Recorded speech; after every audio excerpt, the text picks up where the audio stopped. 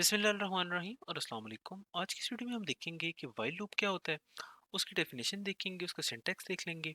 उसके बाद जो है हम एक एग्जांपल देखेंगे जिसके अंदर हम देखेंगे कि वाइल लूप को इस्तेमाल किस तरीके से किया जा सकता है किसी भी प्रोग्राम के अंदर। ठीक है, तो चलिए शुरू कर लेते हैं।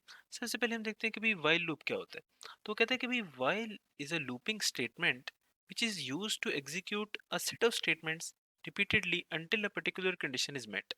तो वाइल एक लूप है। लूपिंग स्टेटमेंट का मतलब है कि जो बार बार रन होती है। और कब तक ये रन होती रहेगी, वो कह रहा है कि तब तक रन होती रहेगी until a particular condition is met। ठीक है, तो एक कंडीशन जो है ना वो उसके अंदर लिखी होगी पहले से। ठीक है, तो जब तक ये कंडीशन ट्रू रहेगी, ठीक है ना, तो इस तरह का इसका सिंटेक्स होता है कि इसमें वाइल लिखा होता है, यहाँ पे लिखी होती है वो कंडीशन।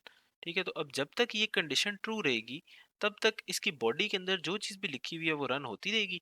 और जैसे ही ये कंडीशन फॉल्स हो जाएगी तो इससे एग्जिट कर जाएगा। ठीक है, अब ना वाइल का जो सिंटेक्स है बड़ा ही सिंपल सा है। ठीक है, तो इसके अंदर लिखा होता है कि भाई शुरू में लिखा हुआ है वाइल जो कि इसका कीवर्ड है। ठीक है, उसके बाद जो है ना आप दो ओपन ब्रैकेट्स, एक ओपन ब्रैकेट राउंड वाली और एक क्लोज ब्रैकेट लगाते हैं। और इसके दरमियान के अंदर आप लिखते हैं कि जो भी आपकी टेस्ट कंडीशन है, अगर ये टेस्ट कंडीशन ट्रू होगी तो आपकी बॉडी में चला जाएगा और वो बॉडी को रन करवा देगा। ठीक है, और नहीं होगी तो वो बॉडी में नहीं जाएगा।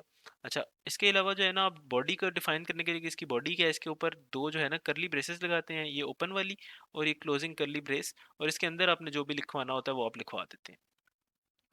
अब वाइल लूप रन कैसे होता है?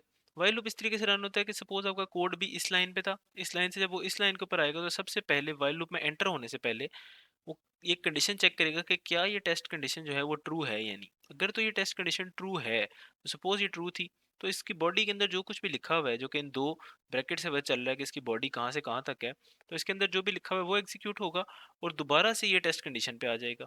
ठीक है, फिर से टेस्ट कंडीशन चेक होगी, अगर ये ट्रू है तो बॉडी में चला जाएगा और अगर ये फॉल्स है तो बॉडी से एग्जिट कर जाएगा। ठीक है, तो ये इसका सीक्वेंस है।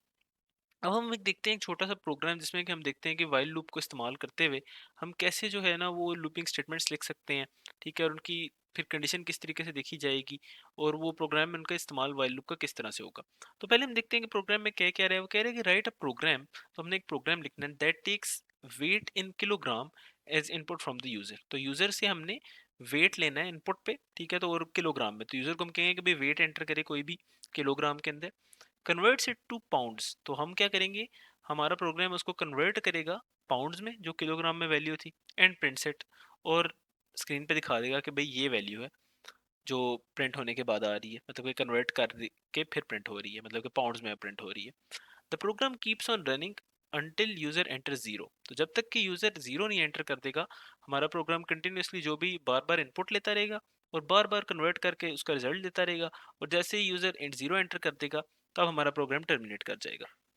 अब हमें पता है कि जब भी हमने कोई भी प्रोग्राम लिखना होता है ना, तो हम ये कहते होते हैं कि भाई सबसे पहले हमने स्टेप बाय स्टेप चलेंगे, तो उसका एल्गोरिदम लिखेंगे। एल्गोरिदम कैसे लिखेंगे, हम कहेंगे भाई सबसे पहले हमें देखेंगे क्या हमारे प्रोग्राम में कोई इनपुट आउटपुट है। तो चूंकि हमने इनपुट लेनी है जिसमें स्कैनएफ का फंक्शन यूज होगा, आउटपुट प्रिंट करवानी है जिसमें कि प्रिंटएफ का फंक्शन यूज होगा। इस वजह से हम ये पता है कि ये दोनों फंक्शन जो हैं वो stdio की लाइब्रेरी में होते हैं। तो हमारे कोड में stdio.h की लाइब्रेरी सबसे पहले इंक्लूड होनी चाहिए। ठीक है, नेक्स्ट हमारा काम ये है कि हमने देखना है कि भाई मेन का फंक्शन हमने बना लेना है, ताकि मेन का फंक्शन एक एंट्री पॉइंट हो उस कोड का, कि उसको पता लग जाए कि कोड ने शुरू कहाँ से होना है। मेन के फंक्शन से के अंदर जब हम जाएंगे तो हमने बताना है कि कौन कौन से वेरिएबल्स हैं जो कि हमें चाहिए होंगे। तो फिलहाल तक तो मेरे जहन में दो वेरिएबल्स आ रहे हैं, कि हम एक जो है ना वेरिएबल बना लेते हैं, उसका नाम रख लेते हैं कि वेट इन किलोग्राम्स, और एक और वेरिएबल हम बना लेते हैं और उसका नाम हम रख लेते हैं कि भाई वेट इन पाउंड्स। ठीक है, तो ये दो इसलिए होंगे कि इन किलोग्राम जो वेरिएबल है ये हम यूजर से इनपुट ले लेंगे, कन्वर्ट करेंगे उसको, और इन पाउंड्स जो है ना वो हमारा आउटपुट होगा जो हमने फिर आगे प्रिंट करवानी होगी। ठीक है, इसके अलावा जो है ना वेरिएबल्स तो हमें और भी कोई नहीं चाहिए। अब हम ये देखते हैं कि क्या हमने यूजर से इनपुट लेनी है। हाँ जी, तो इसके लिए हमें एक प्रिंटफ की स्टेटमेंट लिखनी पड़ेगी कि यूजर को प्रॉम्प्ट कराना होगा कि भाई देखें आप कोई जो है ना वो एंटर करें वेट, जो कि हमने ना किलोग्राम के अंदर, जिसको क्या आगे हम ना कन्वर्ट करके आपको देंगे। ठीक है, अब वो जब ये एंटर करेगा तो हम स्कैनएफ की स्टेटमेंट से वो रीड करवा लेंगे कि इसने क्या एंटर किया है। तो आगे स्कैनएफ की स्टेटमेंट होगी और आगे लिखा होगा कि सपोज ये हमारे पास फ्लोटिंग पॉइंट ही होगा, तो उसको हमने रीड करवा लेंगे वेट इन किलोग्राम्स के अंदर। ठीक है ना, तो हमारे पास एक वैल्यू आ जाएगी। अब हम क्या करेंगे कि ये देखेंगे कि क्या ये वैल्यू ज़ीरो तो नहीं है, तो अगर ये ज़ीरो नहीं है तो हम जो है ना लूप के अंदर एंटर हो जाएंगे। तो आगे हमारा एक वाइल लूप लगा होगा जिसके ऊपर बस कंडीशन होगी एक कि भाई जो इनपुट है, जो यूज़र ने इनपुट किया वो ज़ीरो को इक्वल नहीं होना चाहिए।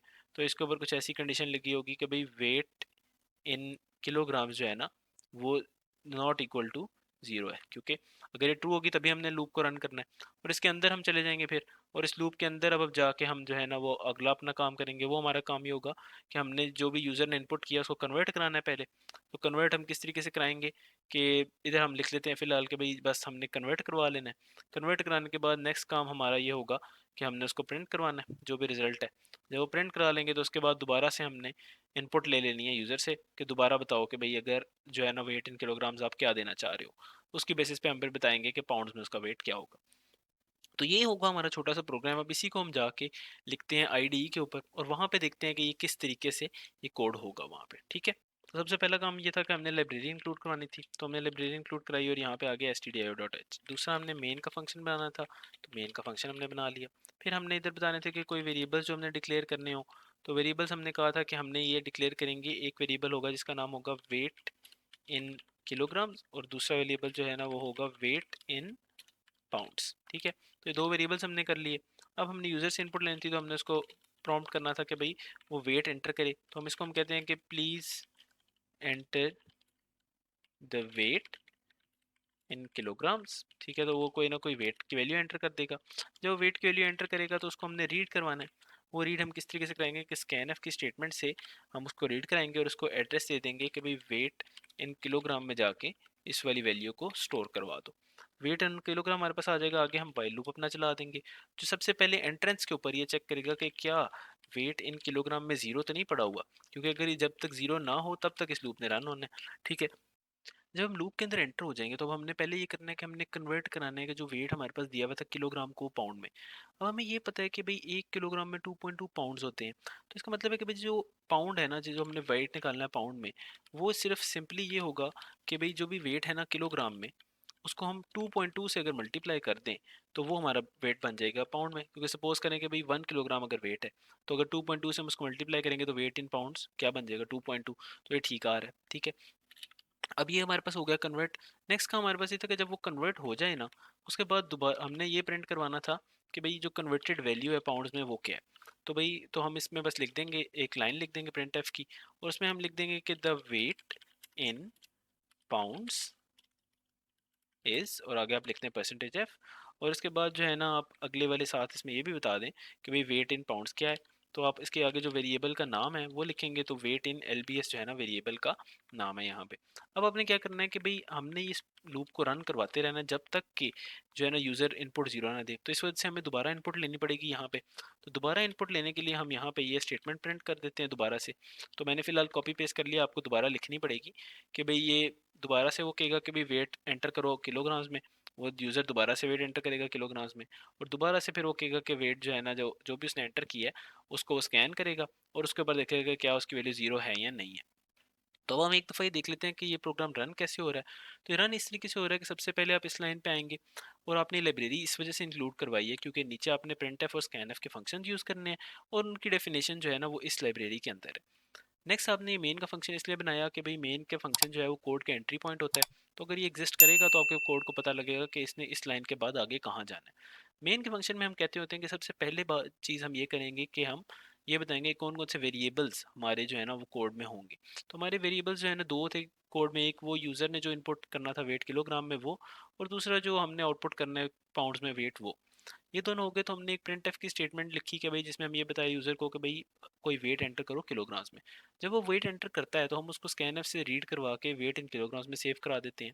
अब हमने क्वेश्चन में ये कहा गया था कि आपने ये चेक करना है कि कभी वो जीरो के इक्वल तो नहीं है वेट। अगर वो जीरो के इक्वल जैसे ही हो तब आपने इसको टर्मिनेट कर देना है। तो हमने एक कंडीशन लगाई कि भाई वेट इन किलोग्राम अगर जीरो के इक्वल नहीं है तो वाइल लूप में एंटर हो जाओ और रन होते रहो बार बार जब तक कि वेट इन किलोग्राम जीरो के इक्वल नहीं आ जाता। फिर हमने क्या किया कि पाउंड्स में कन्वर्ट किया किलोग्राम वाले वेट को। वो कन्वर्ट करा के हमने यूज़र को प्रिंट भी करा दिया कि वेट पाउंड्स में उसकी वैल्यू ये है। ठीक है, और फिर से दोबारा से हमने एक और दोबारा से अब हम इनपुट लेने लग गए और दोबारा से इनपुट हमने ली और दोबारा से अब हम ये कंडीशन चेक करेंगे और फिर से ये कन्वर्ट होगा अगर ये कंडीशन ट्रू हुई, और ये लूप चलता चला जाएगा जब तक कि ये वाली वैल्यू जो कि वेट इन किलोग्राम है, जो कि यूज़र इनपुट कर रहा है, ये इसकी जगह पे यूज़र ज़ीरो इनपुट नहीं कर देता। तो जब तक वो ज़ीरो इनपुट नहीं करेगा, वो बार बार कन्वर्ट करके उससे यूज़र से इनपुट मांगता ही रहेगा। तो अब हम इसको रन करके देखते हैं कि इसका रिजल्ट क्या आ रहा है हमारे पास। तो ये हमने रन किया तो उसने हमारे पास लिखा हुआ आ गया कि please enter the weight in kilograms. तो अब हम कोई ना कोई वेट एंटर करते हैं किलोग्राम्स में। तो मसलन हमने वेट एंटर किया 34 का, तो वो कह रहा है कि भाई पाउंड्स में ये वेट जो है 74.8003 है। ठीक है, इसी तरह अब हम जो है ना वो एक और इनपुट देते हैं कि भाई हम 22 का वेट अगर एंटर करें, तो उसको भी कन्वर्ट उसने किया और आ गया हमारे पास कि भाई ये पाउंड्स में वेट 48.4 है।